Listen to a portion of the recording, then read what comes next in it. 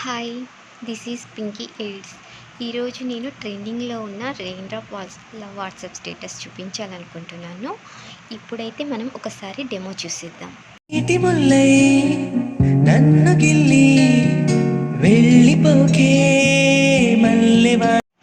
ఇలాంటి వీడియో మీరు ఎడిటింగ్ చేయాలంటే కైన్ మాస్టర్ అప్లికేషన్ ఉండాలండి. నేనైతే 5.0.3 వర్షన్ అయితే ఇక్కడ యూజ్ చేస్తున్నాను. కైన్ మాస్టర్ ఓపెన్ చేస్తే ఇంటర్ఫేస్ ఈ విధంగా ఉంటుంది. 9:16 రేషియో తీసుకొని ఇక్కడ ఒక పిక్ని అయితే నేను యాడ్ చేయాలనుకుంటున్నాను. ఒక పిక్ సరిపోతుందండి వీడియో మొత్తం ఎడిటింగ్కి. నేనైతే ఒక పిక్ని అయితే ఇక్కడ సెలెక్షన్ చేసుకున్నాను. ఇక్కడ సిజర్ సింబల్ పక్కన పాన్ అండ్ జూమ్లోకి వెళ్ళి పిక్ని అయితే జూమ్ చేసి దానికి ఫిట్ అయ్యేలా చేసి రైట్ ఇచ్చుకున్నాను. ఈ పిక్ని అయితే 30 సెకండ్ పెట్టుకుంటే సరిపోతుందండి. Please subscribe friends. Me support నాకు చాలా ఉండాలండి. మీరు సబ్స్క్రైబ్ చేస్తే మీ సపోర్ట్ నాకు చాలా వరకు ఉంటుంది. Please like and share and subscribe. ఇప్పుడైతే లేయర్స్లోకి వెళ్ళి మీడియాలోకి వెళ్ళి ఇక్కడ స్పెషల్ ఎఫెక్ట్స్ ఉంటాయండి. స్పెషల్ ఎఫెక్ట్లోకి వెళ్ళి స్టోర్లో రైనీ డేస్ అనే ఎఫెక్ట్ అయితే ఉంటుంది. దాన్ని ఇక్కడ మనమైతే డౌన్లోడ్ చేసుకోవాలి. చూడండి, స్పెషల్ ఎఫెక్ట్స్లో రైనీ డేస్ ఎఫెక్ట్ అనమాట.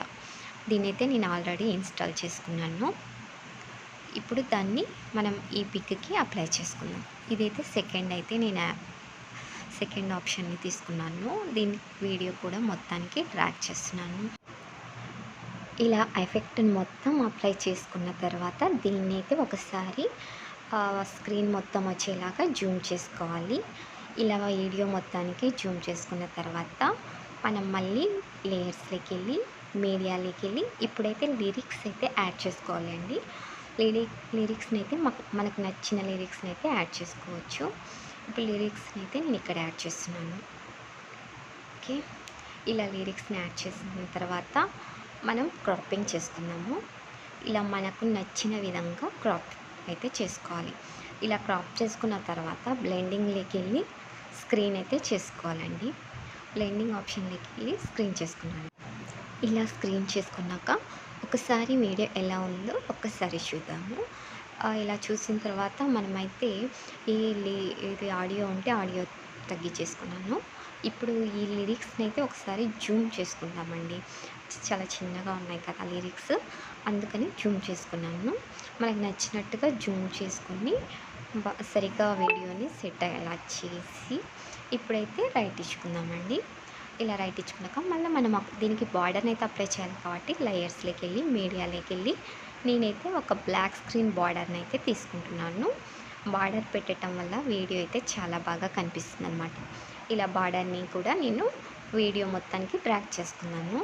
ఇలా డ్రాగ్ చేసుకున్న తర్వాత రైట్ చేసుకొని ఒక్కసారి వీడియో ఎలా వచ్చిందో చూసుకుందామండి.